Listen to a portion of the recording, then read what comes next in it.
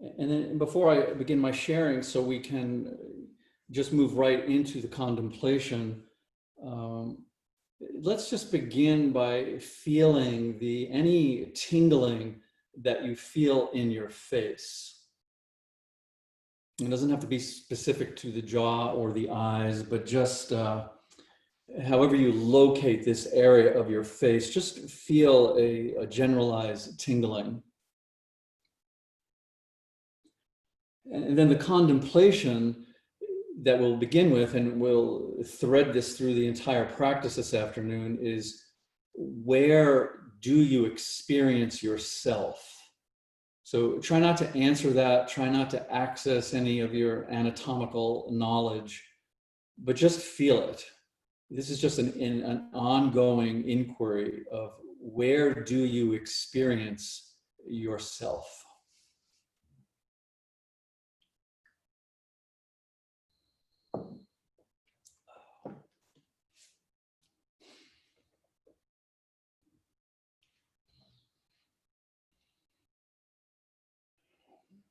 And I would just like to share with you my preparation for the class. I took a walk into the woods that are behind my house, and with no intention except to enjoy the air and the colors and the beauty of the forest. And I happened to sit down by a big, old, decaying stump. And out of this stump was growing just a really small, tiny, beautiful, little tiny pine tree. And I was just really, really struck not only by the beauty of it, but the intelligence that this holds. This intelligence of the forest itself, the intelligence of the decaying of the stump and all of the life and the information that it holds, and just the capacity for rebirth at this level.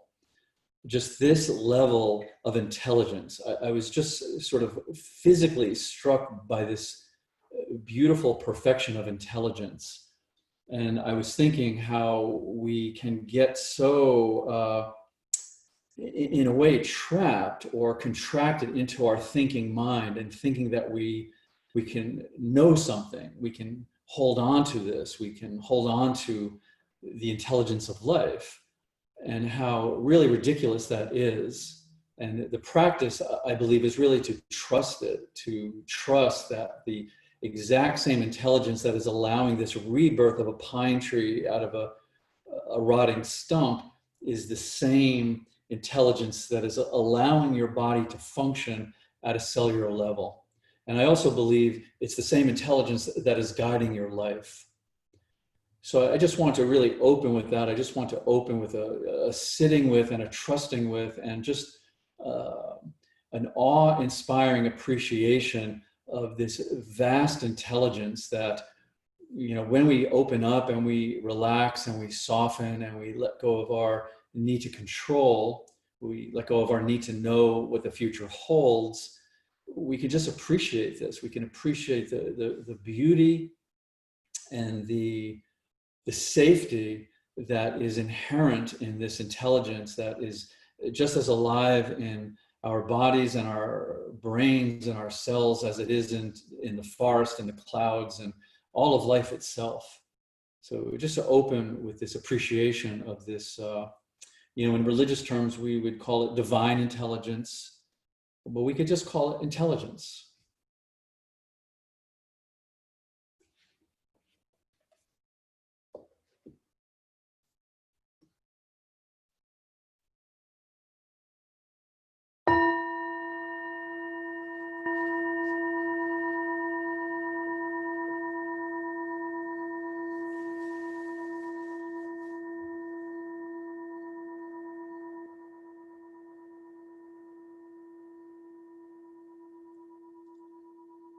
And now the experience of yoga.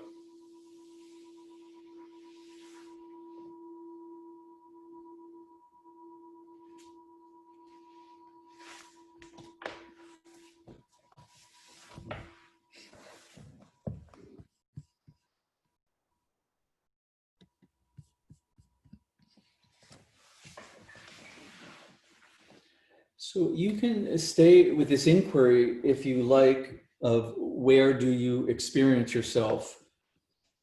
It can be very interesting, especially the more that you relax uh, and realize that the moment that you think you're identifying what you would consider yourself, it starts to change and morph into something else. So, just really be interested in uh, the energy that you're using to explore this inquiry, and then what you think it may or may not be, and how you're just experientially giving yourself permission to possibly not even find it. Yeah, not an inquiry that we need to have an answer to. And then the reading I would like to begin with, it's a book by Reggie Ray. Some of you may know him. He's just a very brilliant and beautiful Buddhist teacher, but teaches the practice and the inquiry of enlightenment from the Soma. He calls his work somatic meditation. And in my experience, working with Reggie, it's the exact same thing as yin yoga. We just simply add these long-held asanas, but to do essentially the same exploration. And this reading just really struck me, especially reflecting some of the, I don't know, the energies of the world right now. What we're experiencing at a personal and a relational and a cultural context in the world. And I just think it's a really good reminder of how we move in and out of these energies, how we're feeling day to day, and really how we give ourselves just space, really space to navigate this thing that we're all calling life right now. So when he is referring to the somatic journey or the somatic process, like I said, it's really the same as the yin yoga. We're just moving from the self-image of what we call a body and the parts, and we're moving into the inner mechanism of the body and how it feels in a visceral sense. So just to give you some context. So just, listen around the edges here. I just would really like to share this with you. The Soma, as our deeper omniscient self, will take us right up to the limit. But there should be no cause for alarm or panic in this. The spiritual classics help us here, showing us that this is how genuine spiritual practice seems to work. We come to the limit of what we can handle. We see to what is beyond, and we realize that our current ego is not up to it. It is ill-equipped to manage and control the larger reality. Sometimes this ego defeat may bring a dark night of the soul, a feeling of losing it, a sense of incapacity.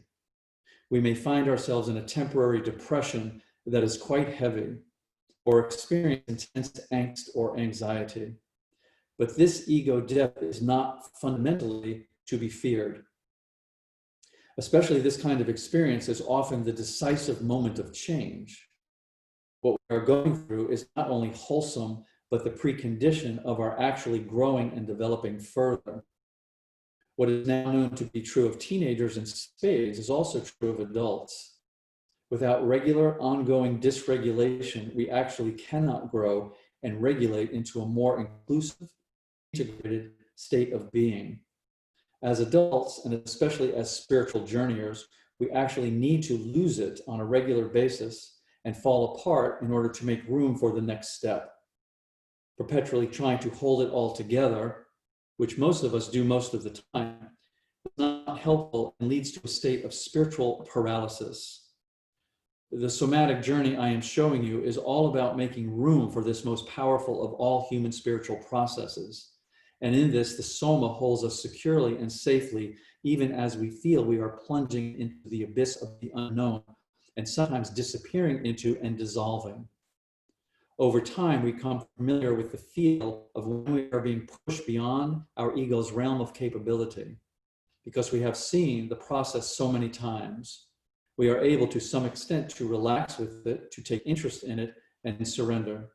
And then we can marvel at the rebirth that follows the death.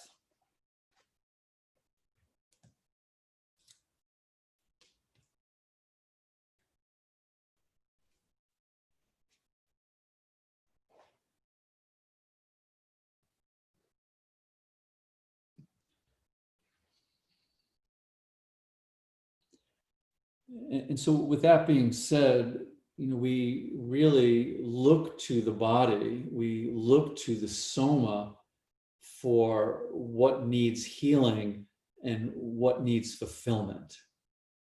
So this in some ways is a respite. This is a very valuable rest from all of our intellectual processes and therapies uh, and integrations. Nothing wrong with those, obviously. We want to have that level of support, but at the same time, we're learning to feel the information and this intelligence that the body can offer us, and not have to put it into imagery, not have to put it into a formula, but just to go to the soma in an open, loving, trusting way, not only to see what needs to be healed, but also what needs fulfillment. How are we really integrating at all of the various levels that we're able to have access to?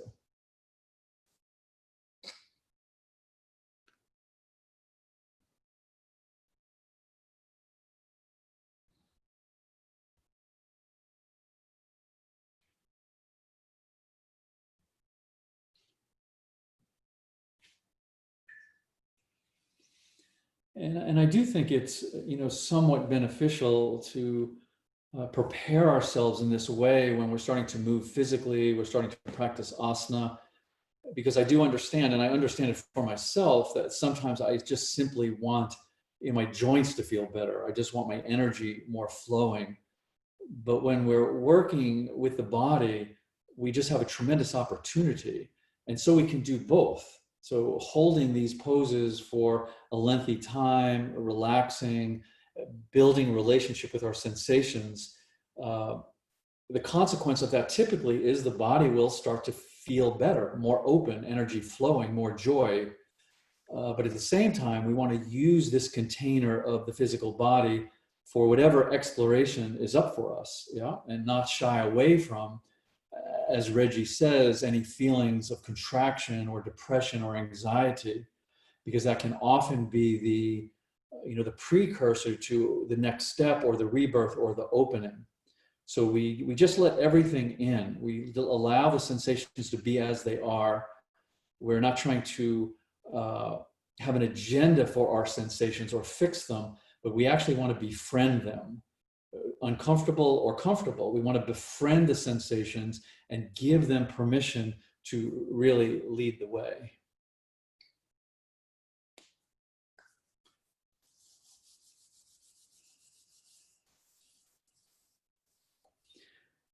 Good. So begin to stir yourself and come on up. I want to start around the edges. I want to start with the fingertips, the ankles, and the toes. And I know that if you're not doing this on a regular basis, these areas can just hold such a stiffness. But be aware that the stiffness is often the beginning of crystallization, calcification, dare I say arthritis. I'm not so sure about arthritis, but that level of stiffening when the joints dehydrate, we don't want to have it around the periphery. We want our wrists, our fingers, our ankles, and our toes to remain supple. And then we can sort of move into the deeper structures of the body. So sometimes I avoid this because I just know that it's not everyone's favorite. Not that I'm really concerned with anyone's favorite, but I can certainly give that impression. So the way I want to start this is get your large bolster and or your pillows and your blankets. Yeah, so it doesn't matter. I just want to offer so you can put your knees up, and this will allow you to go into the first ankle stretch. And then I'll just talk about it and show it from there. So so we want to just put the knees, and don't make the mistake of putting the shin so the knees are coming over the bolster. Just put the knees on the bolster. And then if you can just uncurl the toes, so you're basically sitting on the heels, and just ease into this. So the release valve for this is, if you need to, just come forward. Yeah, just come forward into sort of a tabletop here, and I'm releasing not only the knees, but the ankles. So, obviously don't go to the point where you're going to feel unsafe and do any damage. So if you can and you're able to, just kind of sit on the heels here with the knees elevated. If you need to release a little, come forward and release, and kind of back and forth into it. We'll just take a little bit of time just to feel this. And like I said, if this is something you would rather not be doing, right? Something that feels particularly stiff and achy, dehydrated, just be with that. Just listen to that. Let the body, have this level of communication. And like I'm saying, the pathway of chi, the pathway of prana, just as important in these extremities as they are in the deeper structures of the body. So we're really trying to stimulate by opening these fascial energy pathways, not only mechanically feeling more open, but energetically letting life force have more range and flow, if you will. And then you can, also if you lean back some, this brings a little bit more intensity into the ankles, the arches, the metatarsals, the toes. So you can just play with this, whenever you would like. And then we'll come forward a bit, and now we will curl the toes back. So we're going to go into a toe stretch now. And if you would like, you can still keep your knees on the bolstering or the pillow. So if you need to release this may be particularly uncomfortable. You may need to go to those little toes and get them nice and flat, manipulate them a bit.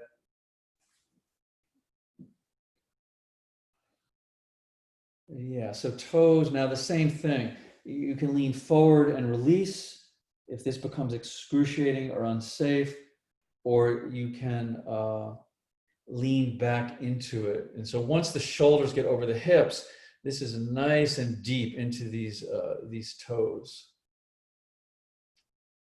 Good. So now I want to connect the meridians from the toes to the tips of the fingers. So what I'm going to suggest now is to come forward and put the 10 fingers on the floor. Well, I guess it's 9 fingers and a thumb and 2 thumbs, but you know what I mean. So fingers on the floor, so you're like clawing the floor, and then we're going to come forward so the shoulders are over the fingers. And if this is not enough, you can put the fingers out in front and bring the upper body forward and bend the elbows. So this is almost like a push-up on the fingertips. So play with this anywhere along here, and then just very slowly, you can move at your own pace here. What I like to do is I like to press down into the fingertips and then come back into the toes. So back into the toes, you can come all the way back into the toes. And somewhere in the back of your mind, keep the realization that at the level of these nadis, these meridians, these fascial pathways, the belief is that they begin and end in the fingertips and the toes. So you're making really a body-wide connection here. So just feel this, feel this, feel this, feel this, feel this, feel this, feel this, feel this. And again, you can put those fingertips way out. You can bring the upper body weight, so all of the shoulders and the chest over the fingertips. Bring your body down, press back up, and then we'll come back to the toes. So one more thing here, and this is especially important. So back up onto the toes, and you can hold the bolster if you would like. So I'm on the flat of my 10 toes, and the heels are up, the arches are pressing forward. And now I'm going to try to press the heels down to the floor. So this is now getting up into the Achilles tendon. And if you've let the Achilles tendon contract too much, just trust me, this is not a good thing. So heels down as far as possible, back up onto the toes. Heels down as much as possible. Yeah, so you can, and the feet are together. So if we were doing this squat with the feet wide open, primarily that would be for the hips. With the feet close together, this is going deeper into the Achilles tendon. Yeah, so heels down, back up onto the toes. Yes, yes, yes, yes, good. Good. So now you can just come forward and you can just sit facing front and just sit in any way that you're comfortable. You can put something under your knees and again, let the hips rest, or you could just sit cross-legged. It doesn't really matter. I want to uh, do this jaw opener that I'm very fond of. And the way that we do this is we take the heel of the palm. Yeah, so we have the fingers, the palm, and then between the palm and the wrist is what we're calling the heel of the palm, where the thumb comes out of. So we're going to take both heels of the palms and we're going to find the bottom jaw bone. Yeah, so the bottom jaw bone. And we're going to press very gently right above that jawbone. So it's a little bit of inward pressure just to establish the fascial barrier. And the fingers can just rest on the forehead. My thumbs are on my ears. And then you can just gently let the mouth open, gently pressing in and gently pull down. All emphasis on gently, please. So the mouth will open, we'll pull that jaw down. It's really hard to talk doing this, so I'm not going to do it full on. And just a gentle pulling of that lower jaw away from the upper jaw, and how this will just sort of release into the face. Yeah, and if you lean forward and you're pressing your elbows on something, really hard to do because that's pressing the hands up. It's a gentle pressing in and down. So you're literally using that jawbone and the heel of the palm to pull the jaw down. Yeah, so just stay here with it a bit. Breathe gently.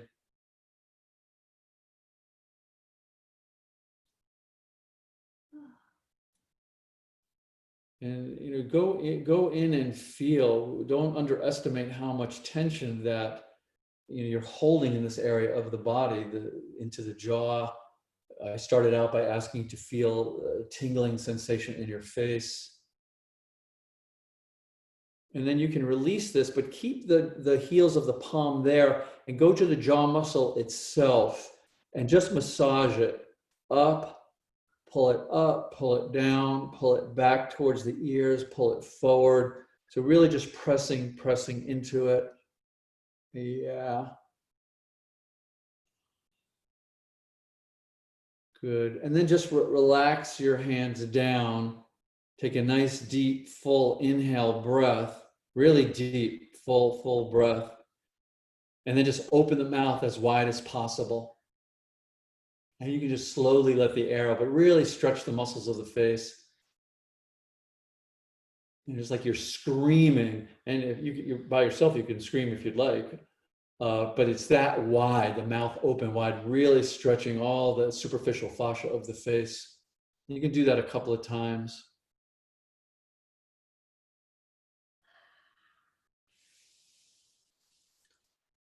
Good. So really the periphery, fingertips, wrists, ankles, toes, Achilles tendon, and working into this jaw muscle. So if you do have the large bolster, let's get a hold of the large bolster. And I know some of you don't have this. And if you're interested in these bolsters, I still do have information. These are the two primary ones that we use. It's explained on the website and how to get them. So they're just lovely to have around.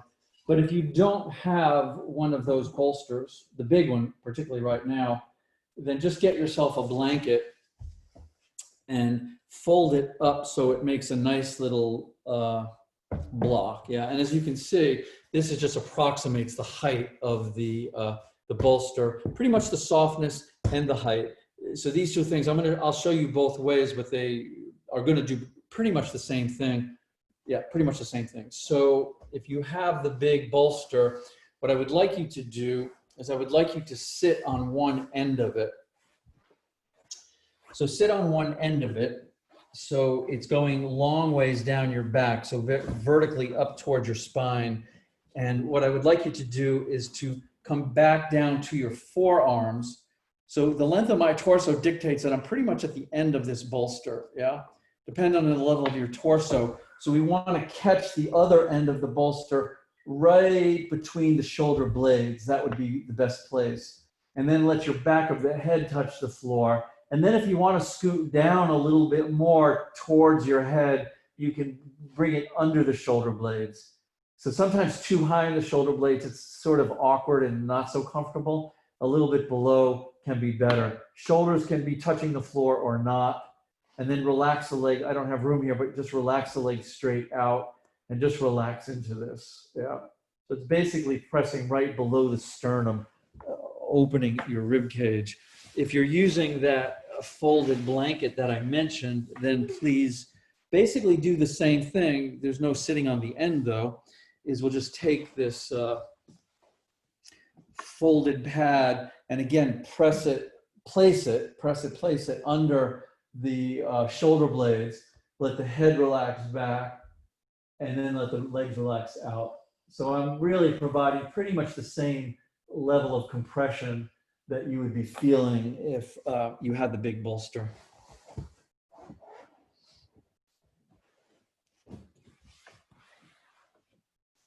And make any adjustments if you need to make some adjustments. You know, we're always adjusting so we can just spend maximum time and let the body sort of acclimate, allow us to make a connection with the soma and really,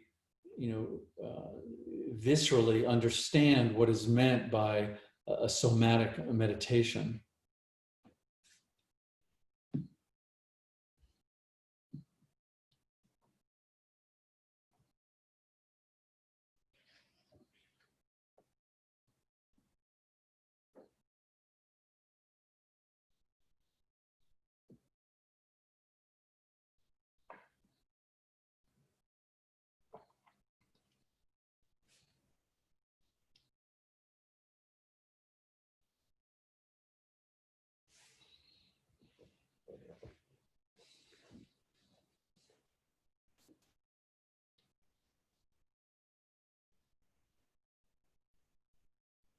You can take a few deeper breaths if you would like, and this is often so instructive here because we've already stretched out the rib cage and this thoracic area. So to breathe a little bit deeper, we can feel, all this nuance between the ribs into the center of the chest, along the mid-back line.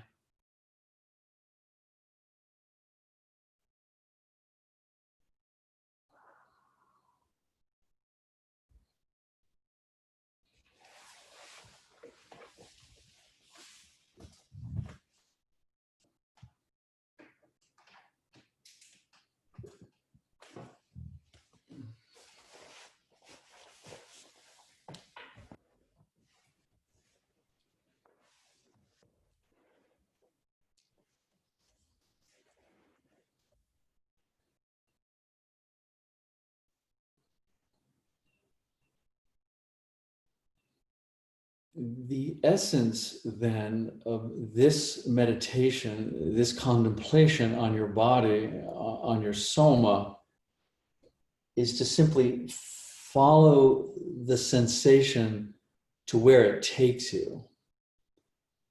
And this can be very interesting and it can be very subtle because in working with the body, there is a very natural tendency to want to have some agenda. It's just natural. We just want to, be rid of, we want release from this discomfort, this tightness. But if we can follow the sensation to where it takes us, this is the first step in what I was saying earlier, to befriend it, to respect it, to honor its innate intelligence. It's there for a reason. Whether it became present yesterday or 20 years ago, the body is holding just an incredible amount of biological history. And these feelings that we have, these feelings, this energy, this reflection of life that gets embedded into the body, it doesn't just go away, it gets buried in the body. So our exploration is how to just make friends with it, trust it, relax with it, and just follow it. See where it takes you, and then be open to whatever exploration that presents itself.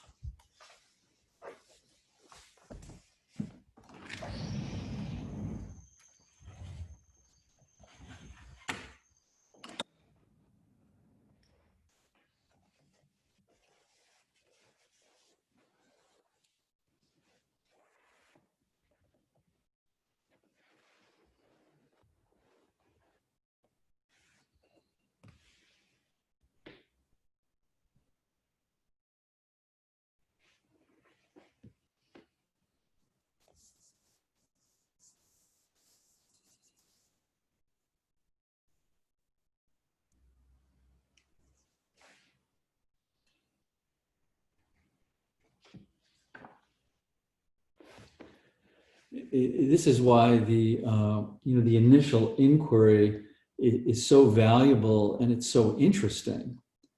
So once we start to settle in, in this somatic meditation and this yin yoga, we're not really interested in specific parts. We're not interested in a linear, if we do this, that will happen. We're interested in the idea that whether we're labeling it body, whether we're labeling it emotions, whether we're labeling it mind, at some level, it's simply consciousness. And how that consciousness expresses, how that consciousness contracts, then becomes what we start to label. So I don't want to say the deepest, that's not really what I mean, but for lack of a better word, the deepest contemplation that we do is just this: how do I experience myself?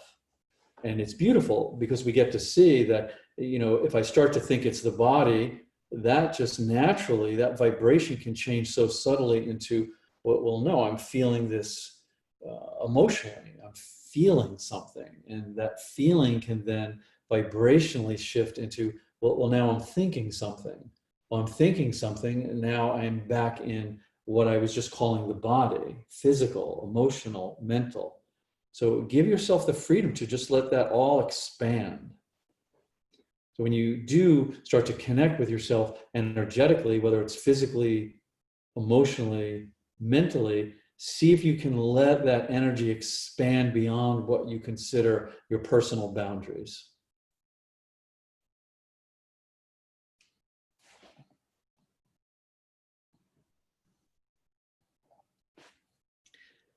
And at this point, if you would like to, and it feels safe, you can just start to bring your head side to side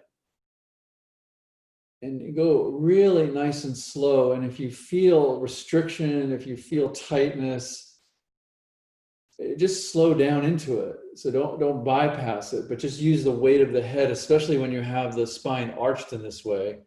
So the mid spine certainly communicating into the upper spine, and just a little bit of movement can be really interesting to see. You're kind of playing with these angles of range of motion. So it's nice sometimes to go back and forth, and then if you come upon something, hold it, see if that shifts and dissipates, and move the head again. But just optional there. You can just keep, most important, just to keep relaxing.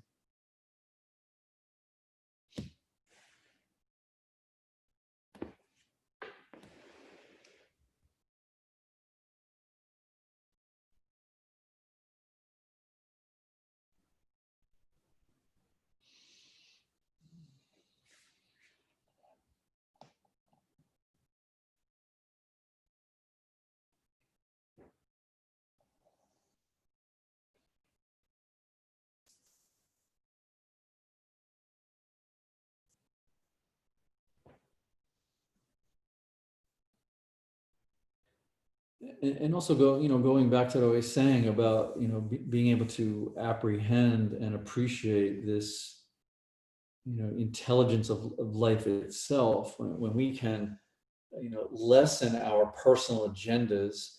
And most of these agendas are I hate to say it, but they were given to us by someone else. Parents, teacher, cultures, what we think is appropriate for us. So to let go of our agendas of what we think the body needs at a particular time, we really get to listen to it. We really get to open up some new territory, if you will. And this is built in. This is part of the intelligence. I'm not just saying the intelligence is just simply, butterflies and rainbows. The intelligence is also the way that your body is holding discomfort. It's there for a reason. So all of this energy we've been contracting and holding and suppressing and wishing it wasn't there and coming up with strategies to get rid of it, like it's buried. So by letting go of agenda, by following the sensation to where it takes us, befriending the sensation, starting to experience ourselves more as a pure, open-ended, aware consciousness, letting go of the parts and the labels, this is somatic meditation.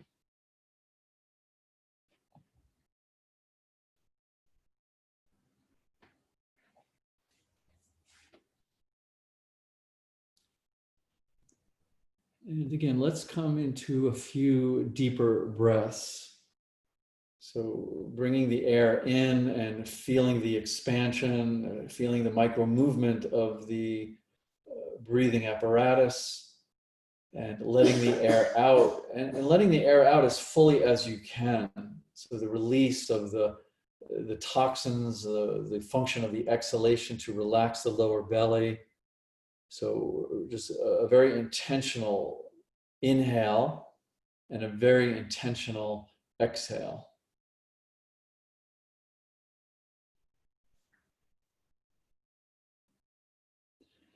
And then if you're still in this lengthy pose, you can put your feet on the floor and just roll over onto your side. And you just curl on your side for a while. It's nice after this bending to curl in and forward. So come into fetal position, because we're going to wind up on our back, but we're going to place something before we do that. So just curl up on your side and we'll take a rest here. Unless you want to go flat to your back, either way would be appropriate.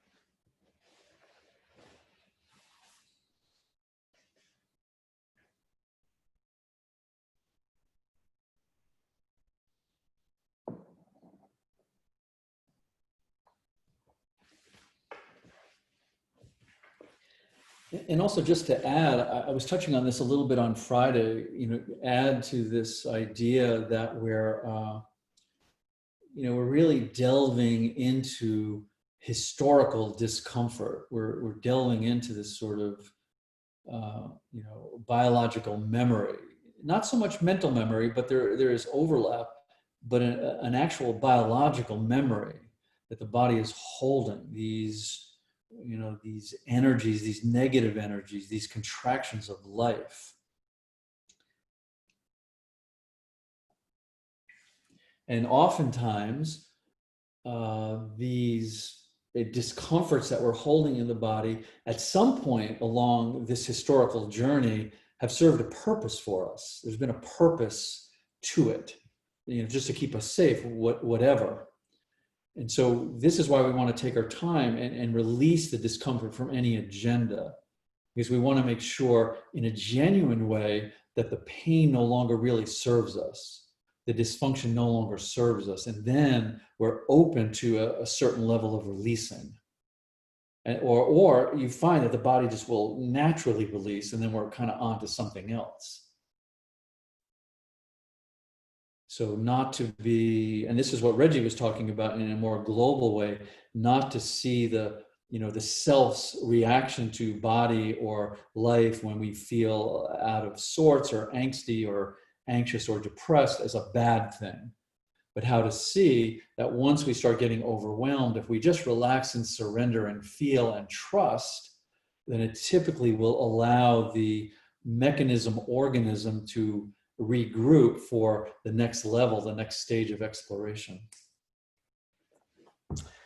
Okay, so I said we're going to lie on our back. We're going to come into a half moon shape. You can either, again, use your small bolster if you have one. If not, I've folded my blanket up to replicate this. So blanket or small bolster. The benefit with the small bolster for this is you can take some of the filling out of the middle, not take it out, but push it to the sides. So it makes a nice little cradle for the pelvis. Not so easy to do depending on your blanket. So I'm going to show this with this small bolster. So what we're going to just simply do here is just simply place whatever support you're using in the back of the pelvis, not in the lower back, yeah? So it's hard to see with this shirt, but it's right sort of at the bottom part of my buttocks, right below my lumbar, that sacral lumbar area. So we just want to feel nice and cradled. This is not to come way high. We're not like we're using the block or the big bolster, but just to give us a little bit of height, a little bit of compression, and some support for when we laterally flex the spine. So just come into this first, legs straight out, arms at the side, and then we'll move into the half crescent once we've settled into this.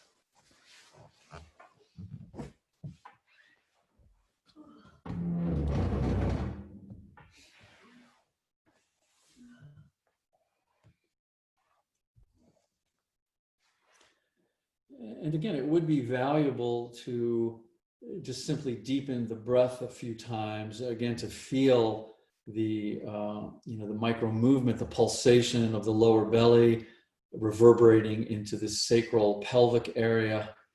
Just such an interesting, complex area. Labeling it is really so inefficient, because there's a complexity of energies happening in this part of your body. A complexity of the way your body's holding tension that's reflected in this part of the body. So to simply breathe and feel and relax is just so beneficial. If you did nothing but this for your yoga, it would be incredibly beneficial.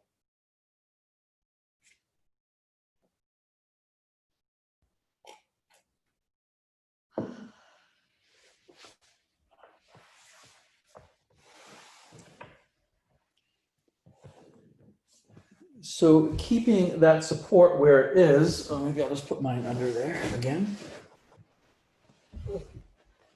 Just initially keep the upper body where it is and walk the heels over to the left. So you'll start to possibly feel a little bit of tug on top of that right hip. That would be the psoas responding. So do that first. Just walk both heels over to the left just till you start to feel the tug.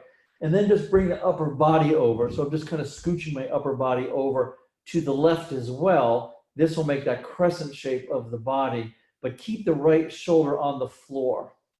So we don't want to roll over towards it. We want both shoulders on the floor. Then two things, if you'd like to deepen it, you can take the right arm and put it over the head, so the back of the hand will be on the floor, and it kind of continues that crescent shape. If you also would like, you can take that right ankle and put it over the left ankle, crossing at the ankles. So this will pull a little bit more. Typically, it does for me, it pulls into my psoas, not only on the top of the hip, but then at the length of the lumbar spine as well. And then where the head is, you could either, back of the head could be on the floor, you could be looking over to the right, you could be looking over to the left. I typically think, just let the head be where it's more comfortable, but sometimes you can use the weight of the skull to kind of seep into some tension if you'd like.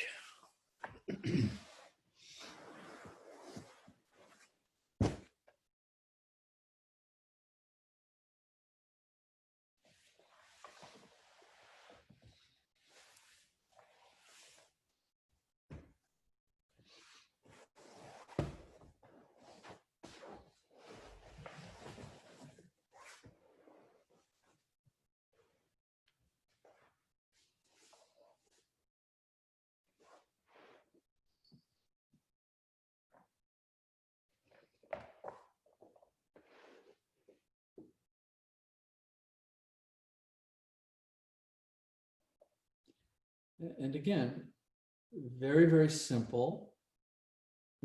Follow the sensation to where it takes you. It's all we're simply doing. We're in a way, we're surrendering our collective wisdom, our collective knowledge, everything we think we know about the body, and we're surrendering it to the profound intelligence of the sensations themselves.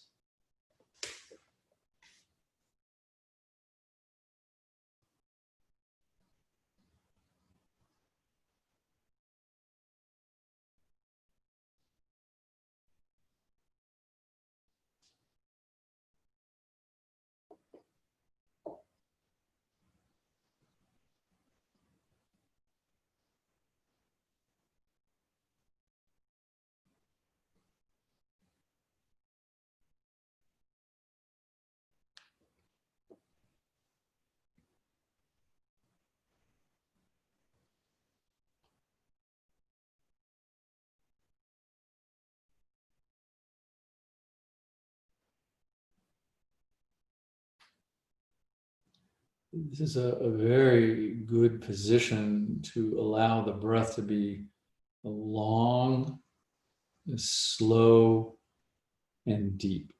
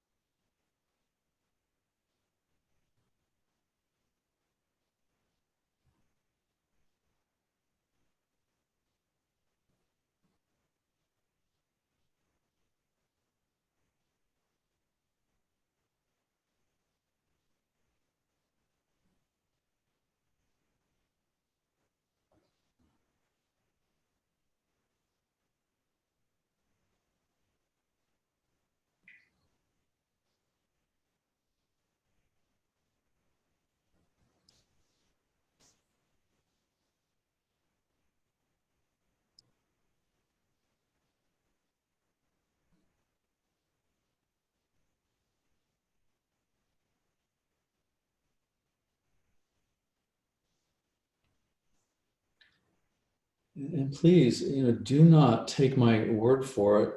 Please don't take my word for anything, really.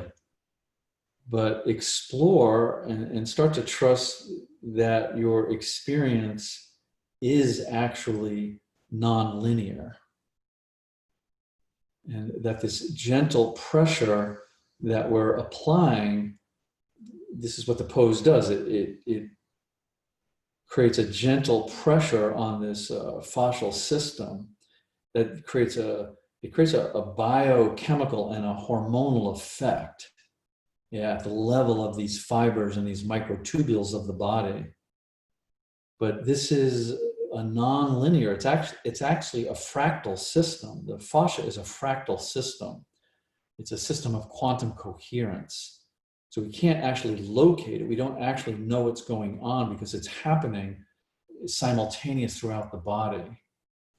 But there's something very powerful about starting to experience this somatic world, this somatic inner life that we have as non-linear. Because then we don't attempt to even keep up with it intellectually. We just let go into it. And then we're more interested in exploring ourselves vibrationally. And the universe is really responding to our vibration, not our words, not our thoughts. So to sort of feel this fractal, this vibrational essence that we really are. It's a feeling intelligence, if you will.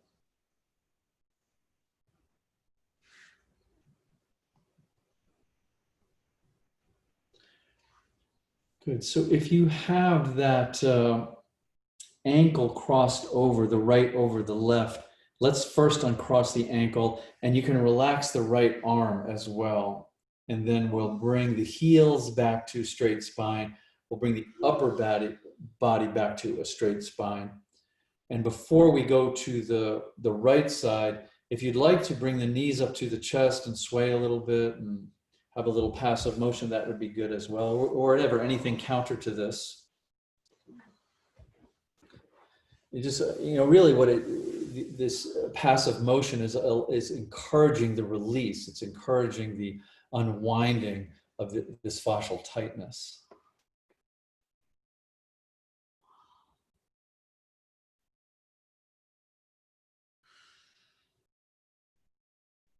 Good. So then if you're ready, take your time, as much movement as you need. Then let's bring the legs over to the right. So same thing, we'll just bring the legs over to the right and walking the heels over. Let's go this way. And then keeping the lower body grounded, both heels on the floor, just bring the upper body over so you're creating this lovely banana shape. You can bring the left arm now up over the head so the back of the hand is on the floor. I'm just saying the back of the hand on the floor so you don't let the arm hover somewhere in space here to tense up the shoulder. Let that shoulder be relaxed. It's more to kind of open the left rib cage. And then you can bring that left ankle over the right ankle if you would like to. And just feel that in that left, feel it wherever. It's just such a lovely position to put your body in. Because it mostly we do the forward and the back, even in life, we're bending over and we reach up, but the lateral flexion, the lateral sideways of the spine, we don't really do that very often. So to give the spine that, it takes it just in a different direction.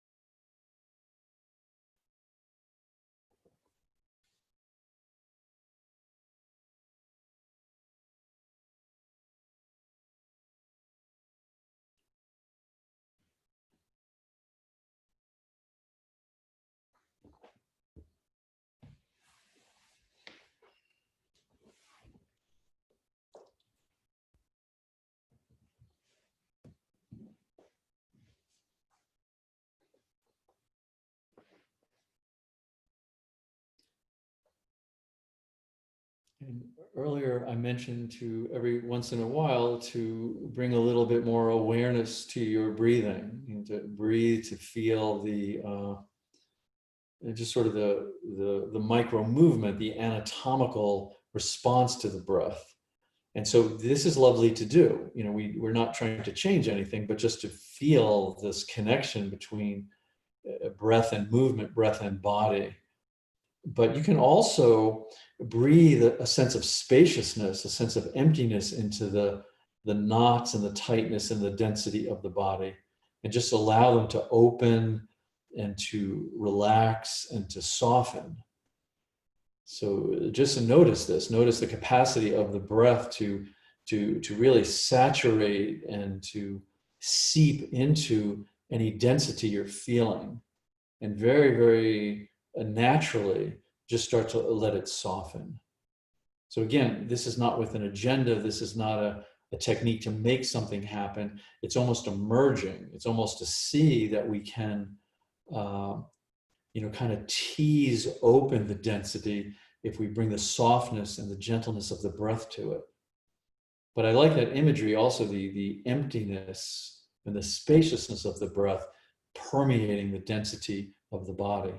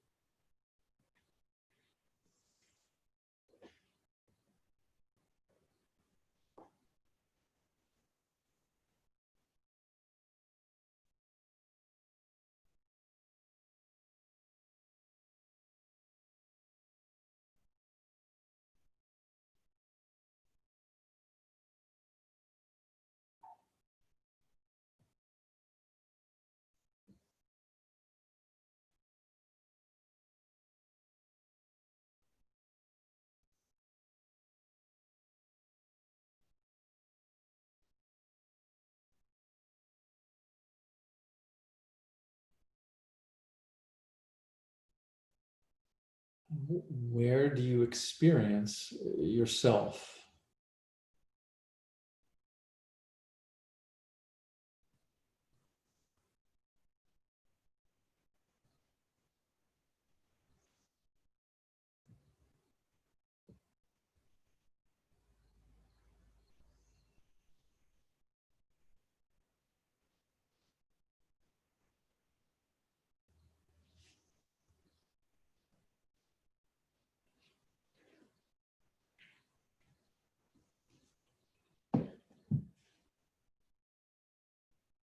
Good. So once again, if you do have your ankles crossed, let's uncross them. And you can then bring, and you can relax the arm as well and start to bring both legs back so your spine is straight. Bring the upper body back as well. We're going to take a rest now. So if you prefer to remove the support under the pelvis, if there's still compression there, then I would suggest to remove it. If it's just supportive and it's helping the pelvis to relax, you could choose to keep it there. So your choice, and we'll just take a rest now before we move on.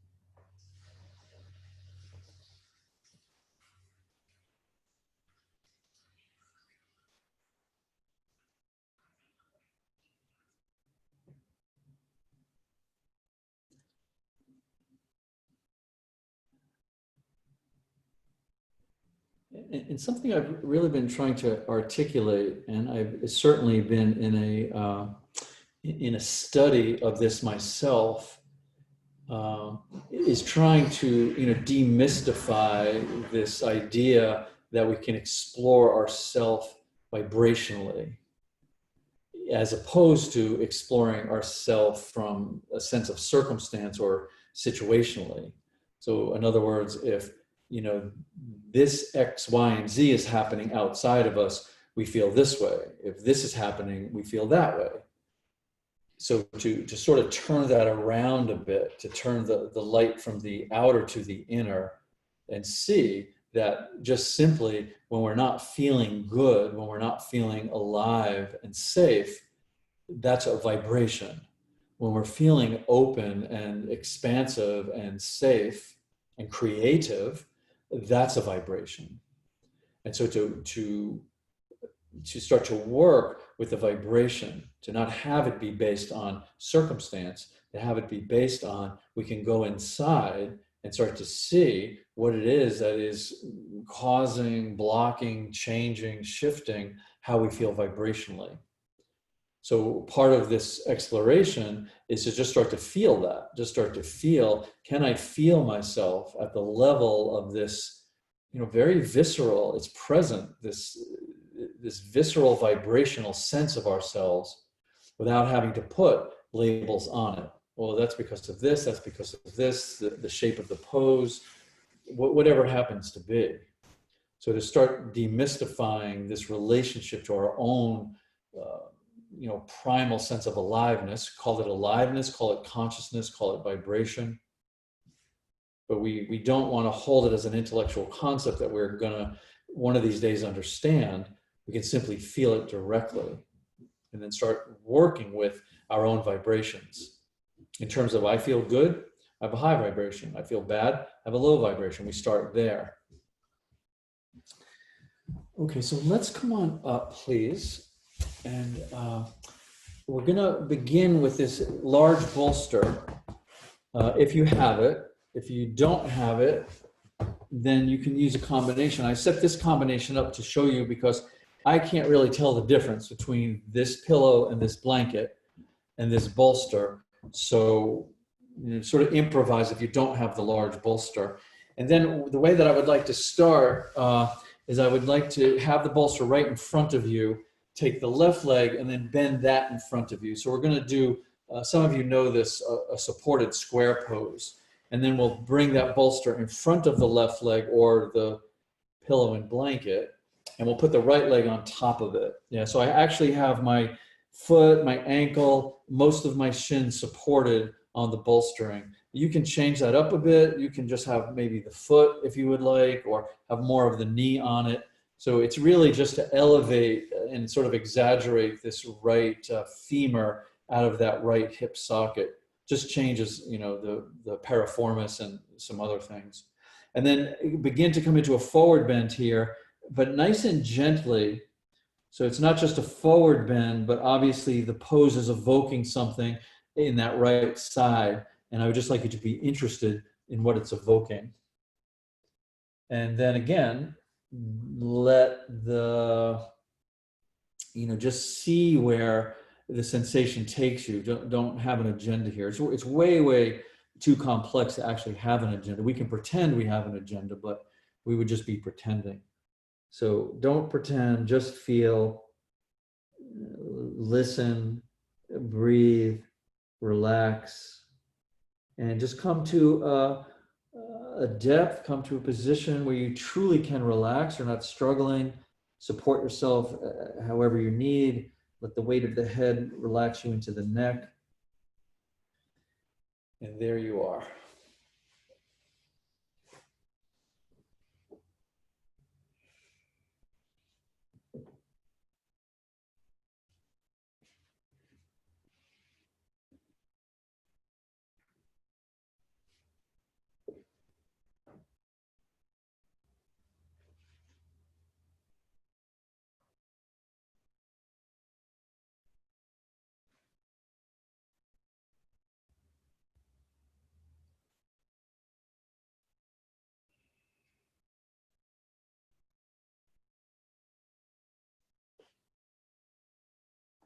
And this is why we, cultivate, a sense of stillness, because this is where we can really become conscious of this vibratory nature that we are. So if we're moving around, we're conscious of the movement.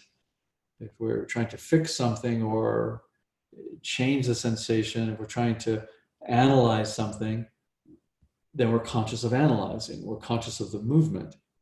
If we allow ourselves to become gracefully and gently still, from that stillness, then we see there's still movement, there's still non-conceptual, non-verbal vibration.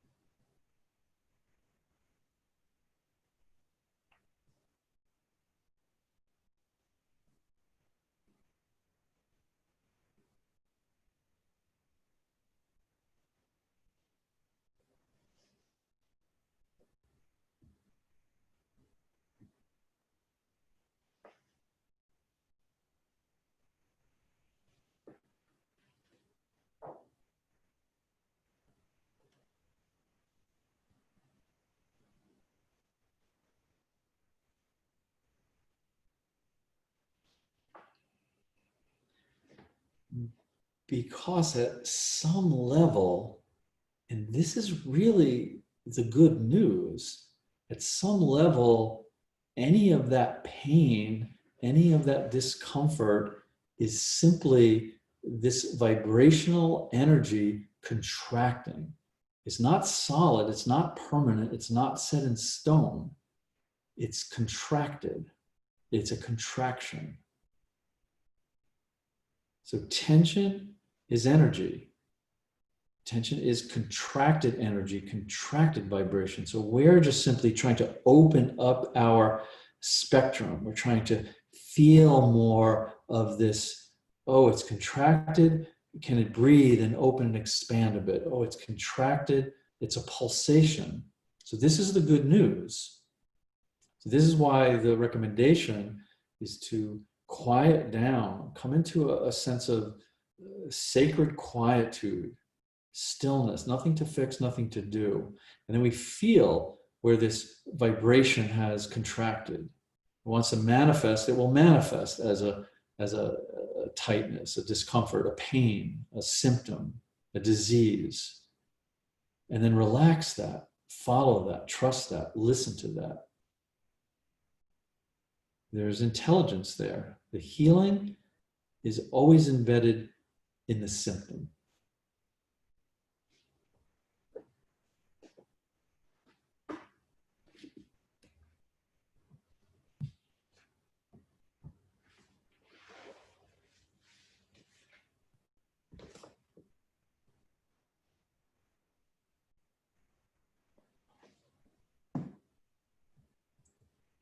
So let's come on up from here if you will. And if you won't, well, that's okay too. But let's come on up from here if you will. And let's take that right leg off of the bolstering. Aye, aye, aye, very nice, yeah. And let's just for a moment open both legs. So both legs out.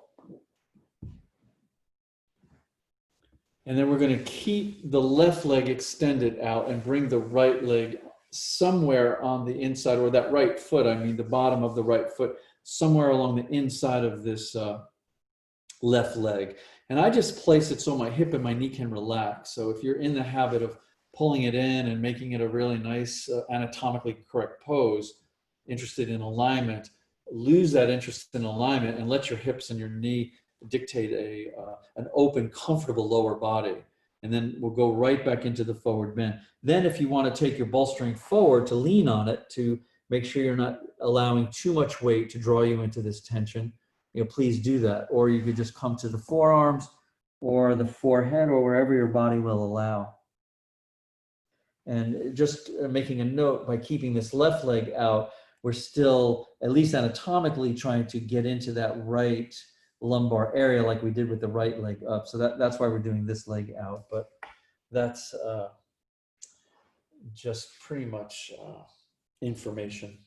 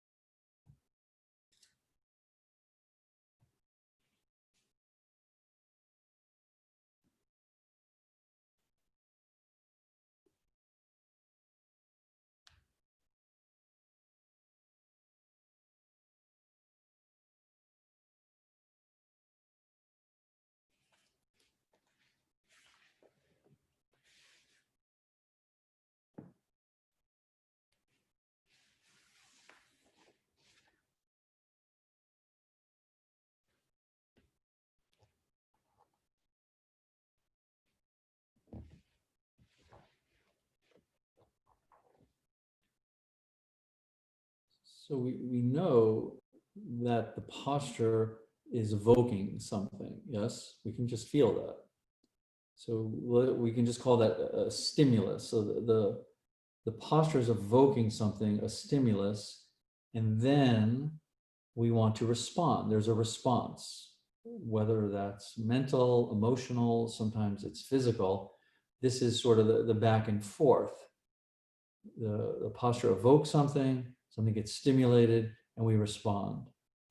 If we're very perceptive, if we're very sensitive, we start to see that there's a bit of a space between the evoking of the stimulus and our usually habits of response. We want to rest in that space. We don't have to respond. And we want these postures to be very restful.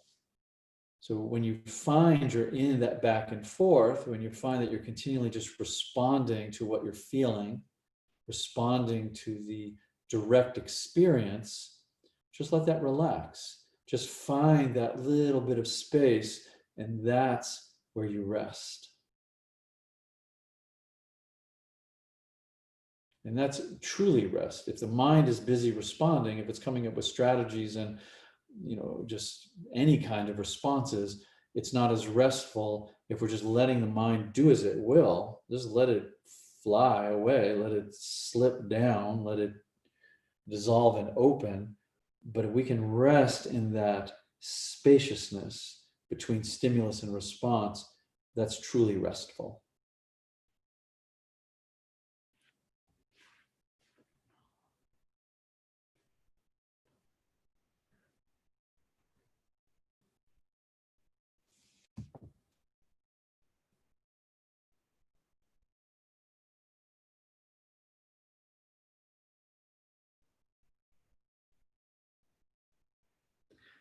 So let's come on up from here. And let's just stay forward a little bit longer. So let's open that right leg out and just open the legs to just a nice comfortable width. I'm not suggesting a full 180 straddle, but just to relax the hips. So not hip width and not all the way out, but just a nice angle for you, just to really feel a response here from the hamstrings, and let the hips relax, and we'll just come forward. And again, any support you need forward, that would be up to you.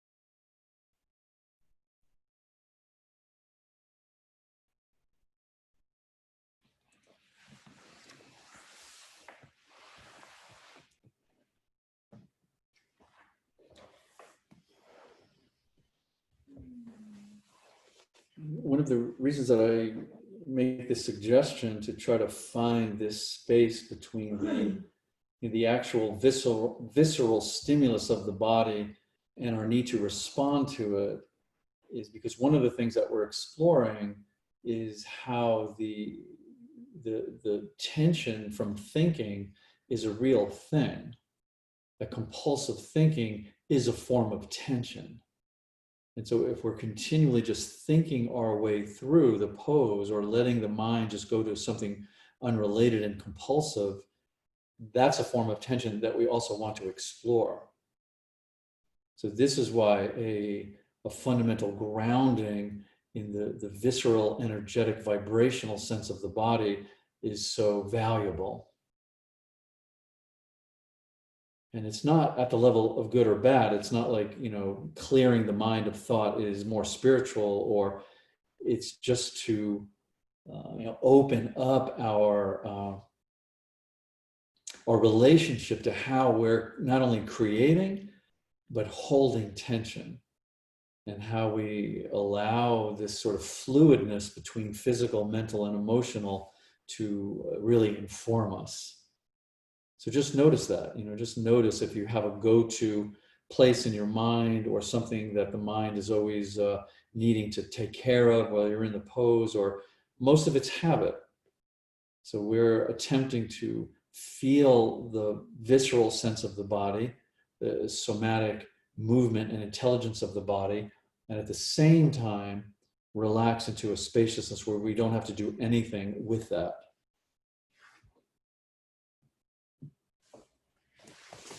Good, so let's come on up from here, please.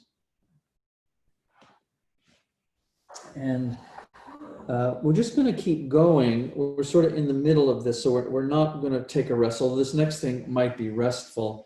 So once you've come up, I'm going to recommend to roll up a towel. So maybe if you have a softer blanket, it could work with a blanket.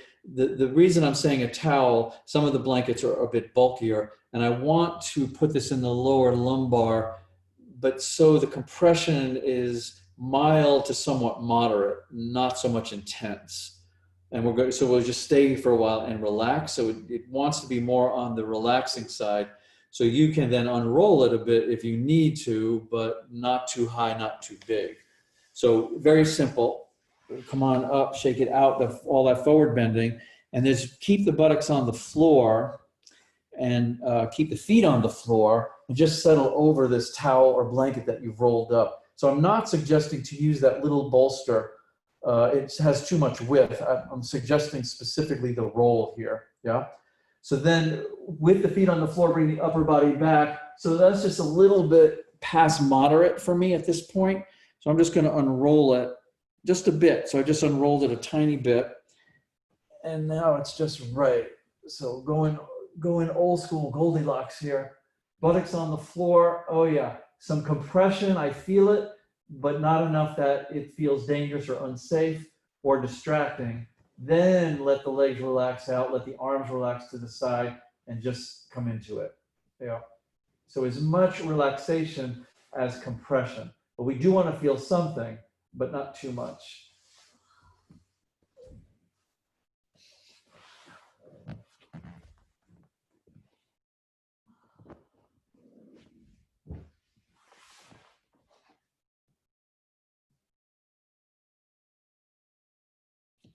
And just coming into a place of receptivity.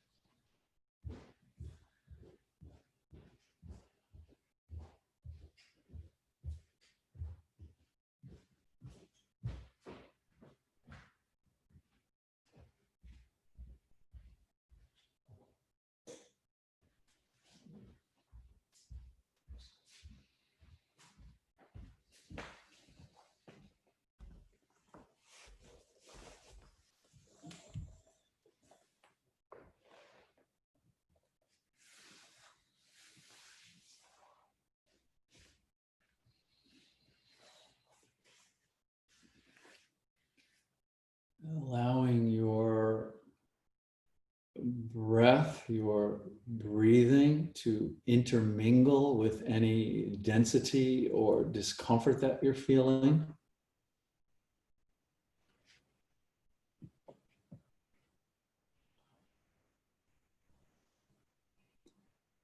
And allowing yourself to continue to just simply rest.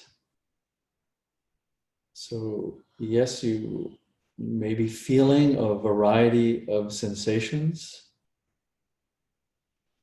Your mind may be reacting to what's being evoked. Your emotions may be contracting and swelling. But we allow ourselves to use the entire container to rest. We allow ourselves to very, very carefully observe that all of these labels of sensation and emotion and thought, they're coming and going, but we remain conscious. And from this deep, restful place, ultimately, this is what we're exploring. That I am conscious, and I am conscious of something that is in flux, that is changing, that comes and goes, that contracts and expands. So from a deeply restful place, from a conscious observation, we just simply let the breath intermingle with the body. We let the heart intermingle with the mind. We let the mind intermingle with the body.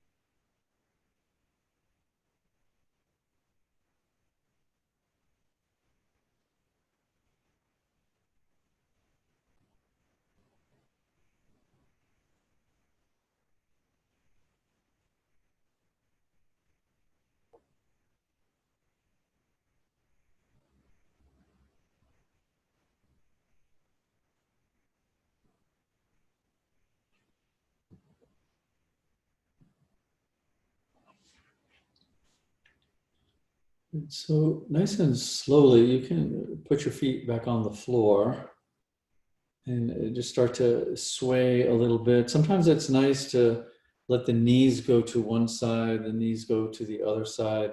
So just kind of work it out a little bit. This idea of unwinding is nice imagery to, feel the contraction of the posture start to release. So at least the muscles feel safe. That's our really always our bottom line. So let the muscular area feel safe. And then when you do feel safe, you can just either elevate the hips and pull this roll out, or you can roll to your side. And we'll just take a little bit of a time here because we're going to finish that forward bend that we did on the other side.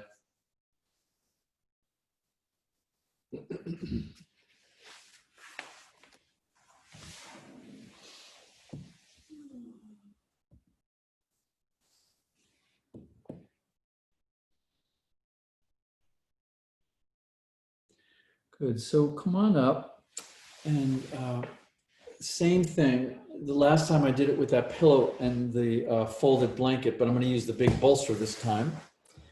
So we're just going to do the exact same thing on the other side. So you'll have your large bolster in front. This time, however, we'll bend that right leg in front of us first to start the square. We'll pull the bolster in towards the right leg, bring the left leg up on top of it, but just in a nice intuitive way. So angle out that left hip as any way that you need to, and make the forward bend nice and slow. So if you're trying to lengthen and come out and forward, no, this will activate those muscles. We want to unengage the muscles relatively as much as possible. So it's just a nice, slow inner descent. And then when you feel the tugging and you feel that evoking of the stimulus, that's where you start to relax. Notice that there's going to want to be a habitual response. See if you can relax that as well and find that space between stimulus and response and just rest in that spaciousness. And again, allow the sensations, whether they're big and loud or they're small and subtle, really allow the sensations to take you wherever they will.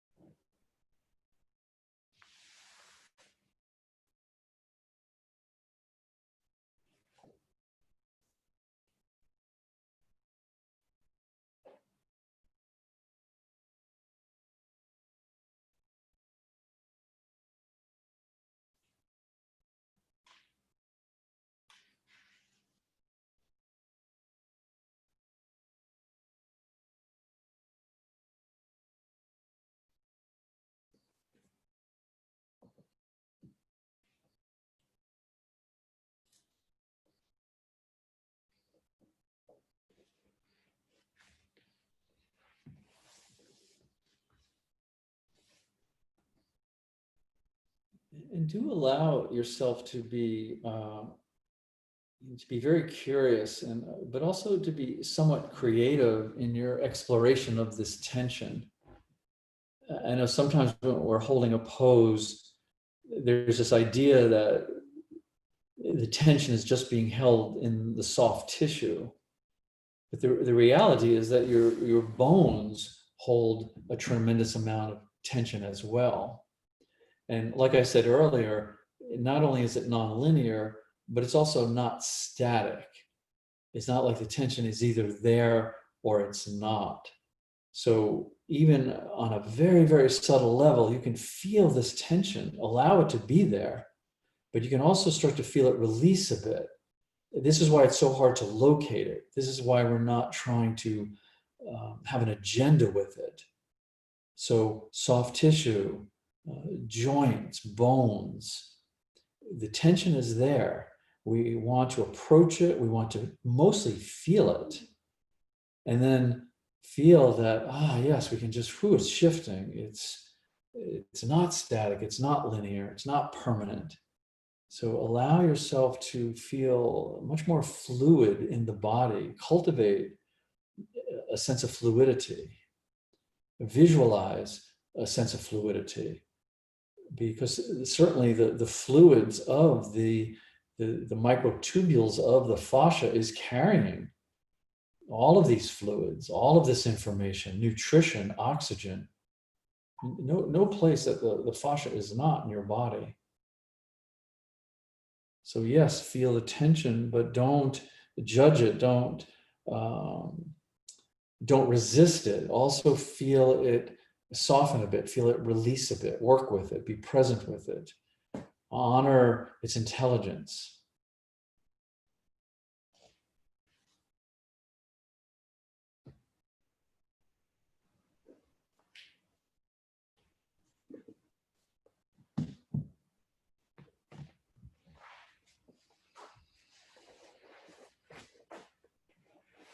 Good, so let's come on up from here. And then we can slide that big bolster aside. And again, we'll open both legs for a moment just to give them a little breathing room. And this time we're going to keep that right leg out. We'll bring the left leg up and in somewhere on the inside of this right leg, that sole of the left foot on the right inside of the right leg, and we'll just come forward again. So again, similar area, but not exact. Really trying to soften, round, unengage that lower lumbar area. And we'll just hover here for a while.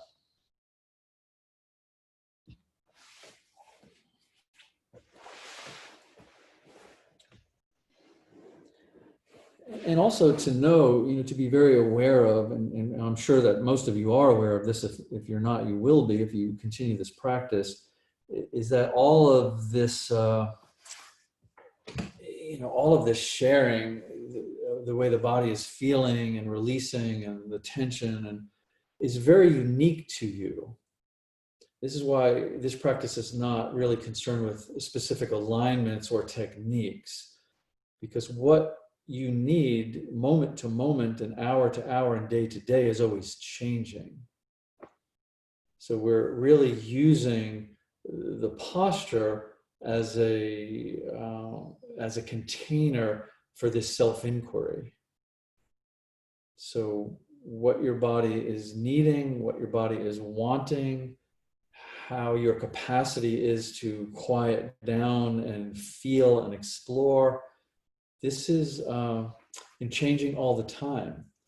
So, the beautiful thing about this yoga is that it's not about, getting anywhere. There's no, final prize. It's just feeling ourselves more alive, opening the pathways of prana and energy and consciousness, and being able to observe our more subtle processes.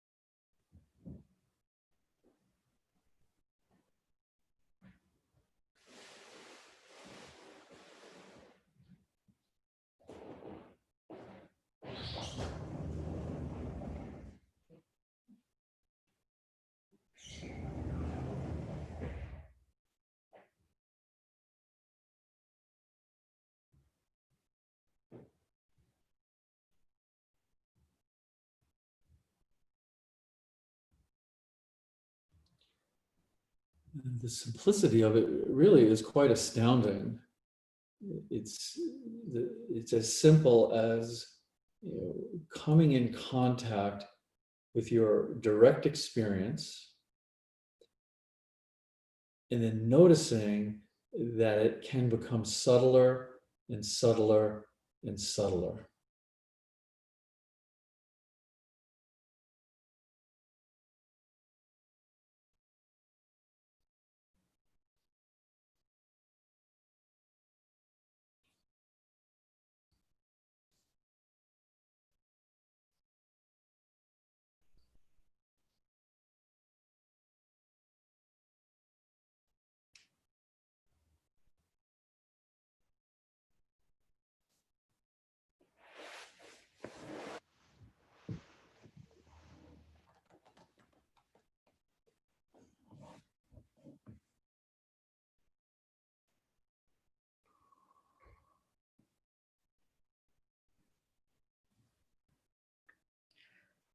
Okay, so let's come on up from here. And then the same thing, we're just going to open the legs out to a comfortable angle. That's completely up to you. And then we'll continue to come forward. And again, even here, we're not trying to bring the chest between the heels.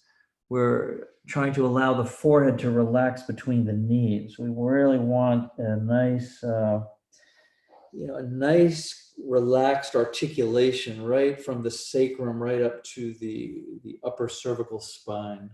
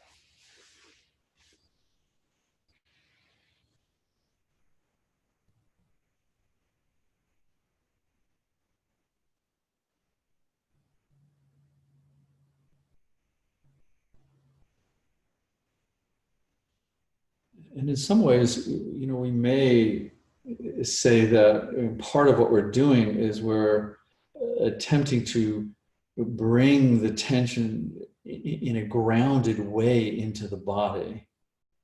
Because if you notice, just during your day, typically what happens is when the body starts to tense, that tension just jumps up to the mind. And then we either, we want to fix it, we want to justify it, we want to come up with one of our favorite strategies to not feel it. So this is the, you know, the tensing up. It moves up, it moves into the intellect, into the left brain. And then we have a whole relationship with it there. But we've lost essential contact with it actually in the body. So in a way, this way of meditating, this way of feeling is bringing it back in, is relaxing into it, getting grounded into it, not judging it, that it's there. It's somatic, it's alive, it's part of our experience, it's the essence of our vibration contracting. And unless we're willing to feel it, unless we're willing to sit with it, let it take us where it will, let us reveal what it will, it never will really release. The mental, intellectual, somatic strategies don't release it. They may alleviate it, they may be a Band-Aid or an aspirin, but these feelings, this contraction stays present. This is why oftentimes if we work on something or we go to a practitioner, we release something in one part of the body, like, oh, wow, that's no longer there. It'll manifest someplace else. So we're trying to move into a system that is alive, that is intelligent, and that has the ability to guide us and to communicate with us.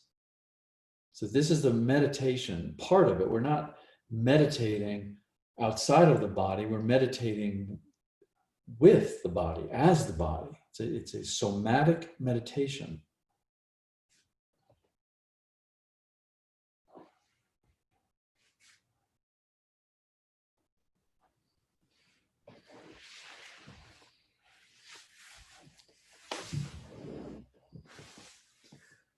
Good. So let's come on up from here, please. And let's take that blanket that you had where you made a padding for your pelvis.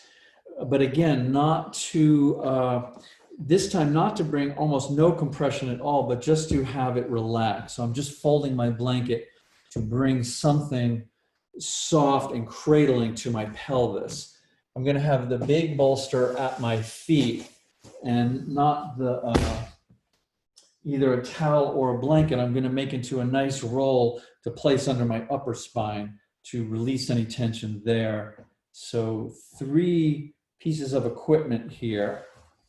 And then very simply, and this is obviously, maybe it's not so obvious, but this is moving from the yin into more restorative because we just want to just let everything relax here so we can explore a little bit of integration. So again, I'm patting my pelvis so it feels soft and supportive. I'm allowing my legs to come up either straight or you can just put that under the knees. And then I'm going to roll my 3rd blanket or towel and place it under the neck so the chin comes up a little bit. Yeah, that's perfect. So it's not the chin tucking down, but it's elevating the chin to kind of, this will help put the upper spine in its most natural upper curve and most relaxing. So legs up, pelvis supported, upper spine supported. You can just let the arms relax.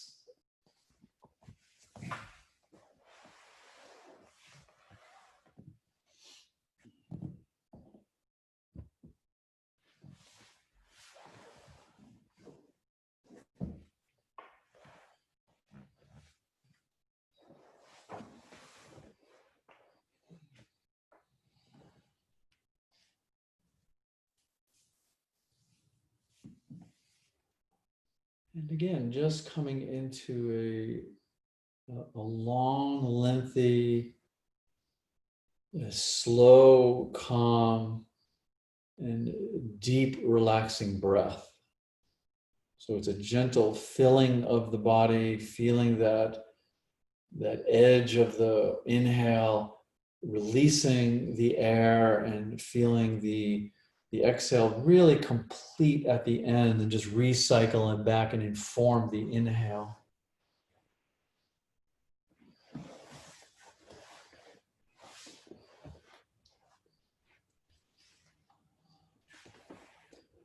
And I would just like you to, take a few moments here as we're relaxing and just explore this concept that I just mentioned about integration.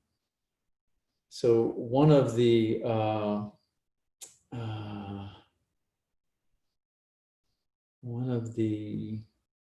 the byproducts of living in such a fast and loud and chattering and information filled world where we basically have techniques abound at our fingertips for almost anything that we want, from practical self-help to some beautiful spiritual teachings.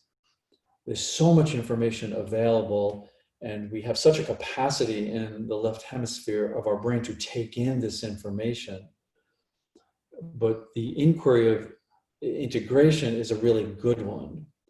And what I'm suggesting is to explore our own unique, and it's unique to each of us, our own unique personal balance and how we take in that information and how we actually integrate it, how we genuinely integrate what we've taken in. And is that in balance? Or is the lack of balance more towards just more and more and more and more information?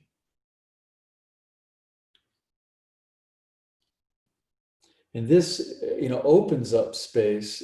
For me, a part of the deeper exploration of this is, absolutely nothing wrong. We want to feed this left hemisphere. It's a beautiful part of us. We want to be able to take in information. We want to satisfy a certain curiosity.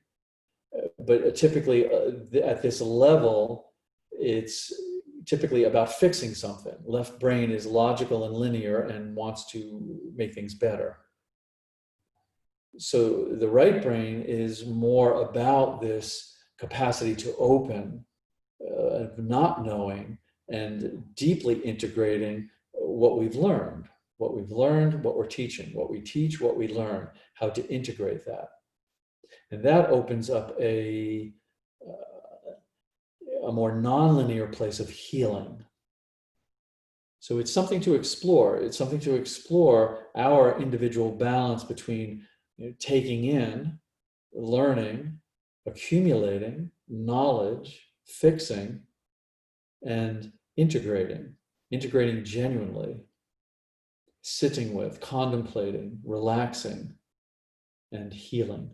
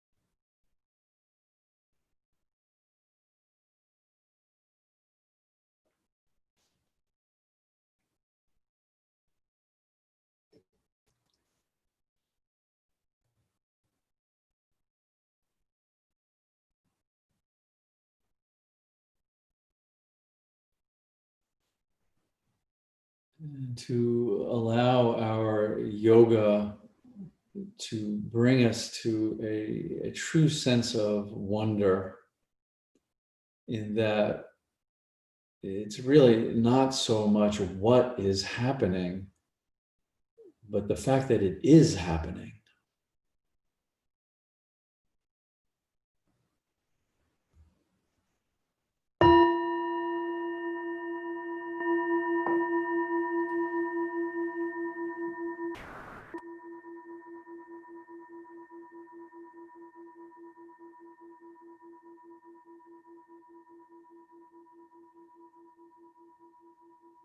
Namaste.